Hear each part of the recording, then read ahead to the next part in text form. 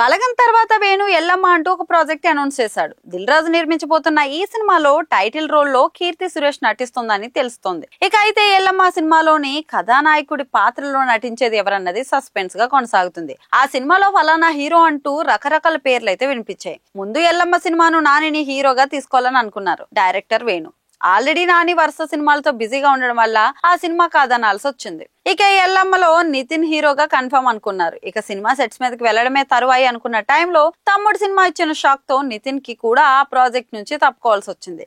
ఇక నితిన్ తోనే తమ్ముడు అని ఫిక్స్ అయిన ఆడియన్స్ కి హీరో మార్చాలంటూ వచ్చిన వార్తలైతే షాక్ అయ్యేలా చేశాయి. ఇక శర్వానంద్ తో పాటు తమిళ హీరో పేరు కూడా ఎల్లమ్మకి జత చేస్తూ వార్తలైతే వస్తున్నాయి. ఇక ఎల్లమ్మ కథను వేణు ఎంతో కష్టపడి అద్భుతంగా రాసుకున్నారు. అయితే కథ రాసింది వేణునే అయినా ఈ సినిమాలో ఎవరు నటించాలన్నది మాత్రం ఆ అమ్మవారి ఎంపిక చేస్తారంటూ ఎవరెవరి పేర్లో వినిపించగా ఫైనల్ గా దేవిశ్రీ ప్రసాద్ తెరంగేట్రం సినిమాగా ఇది వస్తుంది.